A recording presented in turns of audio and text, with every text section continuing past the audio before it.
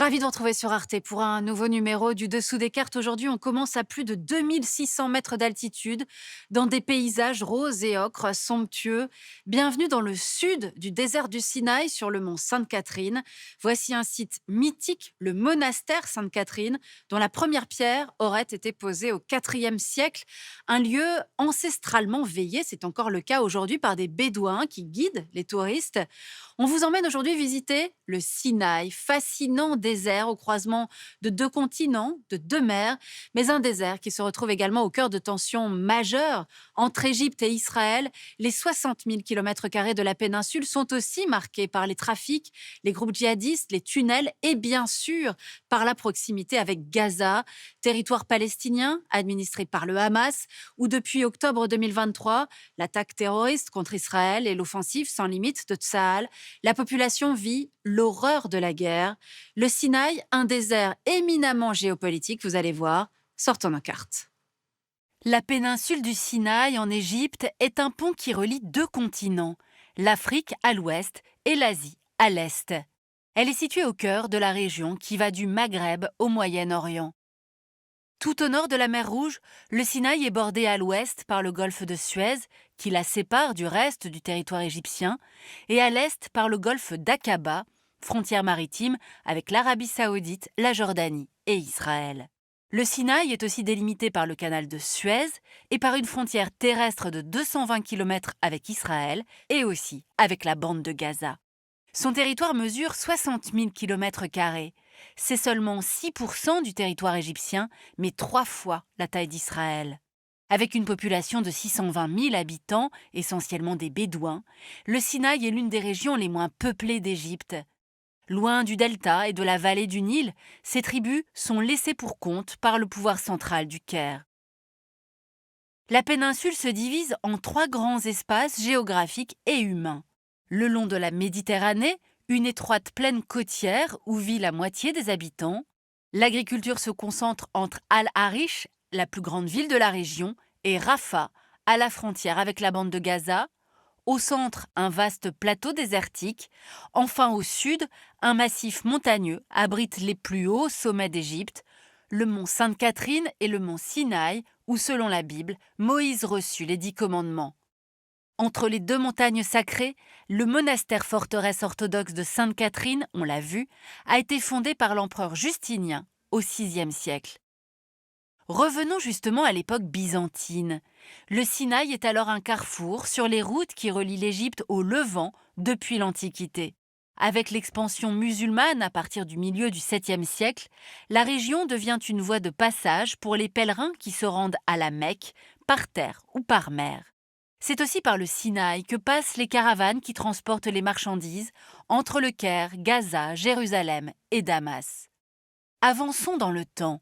Au début du XVIe siècle, les armées de l'Empire ottoman empruntent ces mêmes routes pour conquérir le Sinaï, puis soumettre l'Égypte jusqu'au XIXe siècle.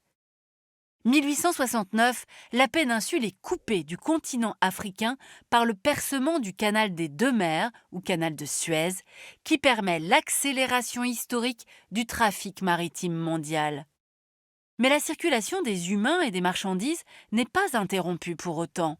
En 1916, les colonisateurs britanniques construisent une ligne de chemin de fer qui relie Le Caire et Jérusalem en une journée de voyage grâce à un pont mobile sur le canal de Suez. Tout change après la Seconde Guerre mondiale et l'arrivée massive en Palestine de Juifs européens rescapés de la Shoah.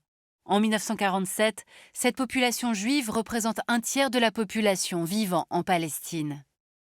Le 29 novembre, un plan de partage de la région est soumis au vote des États membres de l'ONU, proposant la création de 2 États, l'un juif, l'autre arabe, ainsi que la mise sous contrôle international de Jérusalem.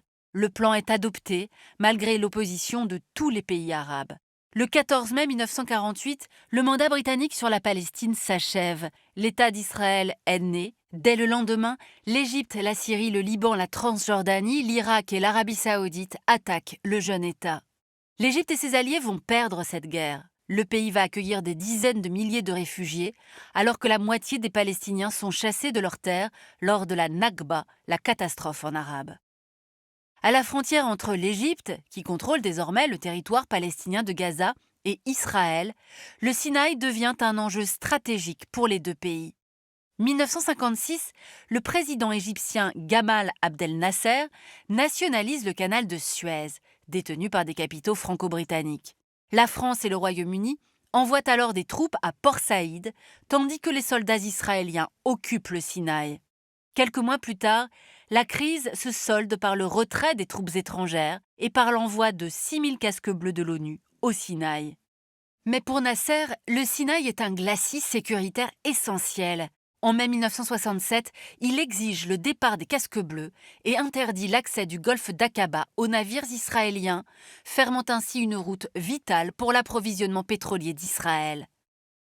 L'armée israélienne réplique par une offensive éclair.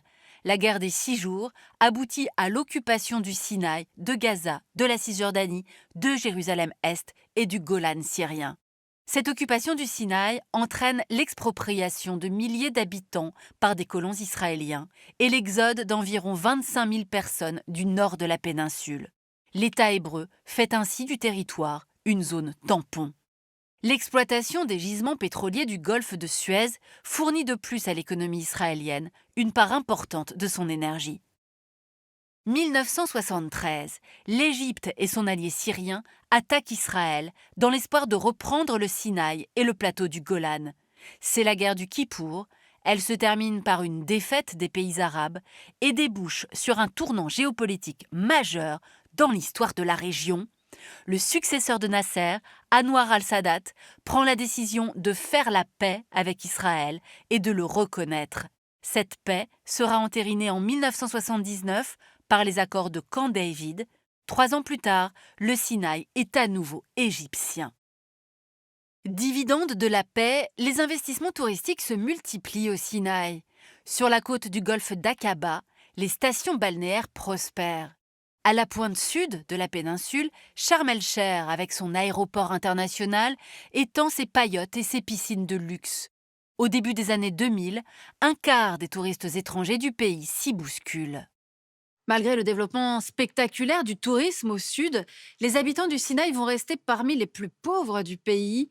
Aux marges de l'Égypte, ils se sentent de plus en plus méprisés par le pouvoir central. Dans ce contexte, et alors que le conflit israélo-palestinien s'embrase à nouveau, le Sinaï va devenir une zone grise où se mêlent trafic en tout genre et groupes armés djihadistes. 2004, une série d'attentats dans les stations balnéaires du Sud déclenche une spirale de violence entre les groupes islamistes armés et l'armée égyptienne. En 2007, la prise de contrôle du Hamas à Gaza est suivie par le blocus israélien du territoire palestinien, avec le soutien de l'Égypte. La contrebande à grande échelle s'installe alors entre le Sinaï et Israël. Par un réseau de tunnels creusés entre le territoire égyptien et Gaza, les Bédouins font tout d'abord passer nourriture, ciment, médicaments ou appareils électroménagers aux Palestiniens. Des armes et des combattants y circuleraient aussi, dans les deux sens. D'autre part, des groupes criminels s'adonnent au trafic de drogue et rackettent les migrants érythréens qui cherchent à émigrer en Israël. À la suite du printemps arabe du Caire et de la chute du président Moubarak en 2011, une insurrection armée soutenue par des groupes islamistes s'ancre durablement au Sinaï. Le gazoduc du Nord Sinaï à destination d'Israël et de la Jordanie est la cible d'attaques régulières. Des tirs de roquettes visent aussi Israël, qui achève alors de construire une clôture de 5 mètres de haut tout le long de la frontière. 2013, le président égyptien Mohamed Morsi, issu de la confrérie des Frères musulmans, est renversé par un coup d'État du maréchal al-Sisi. L'armée est alors chargée de ramener l'ordre au Sinaï.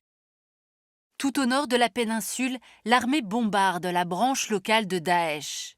La violence culmine en 2017 lors de l'attaque d'une mosquée soufie par les djihadistes à Bir al-Abd. La population, elle, est prise en étau et l'on dénombre des milliers de victimes civiles.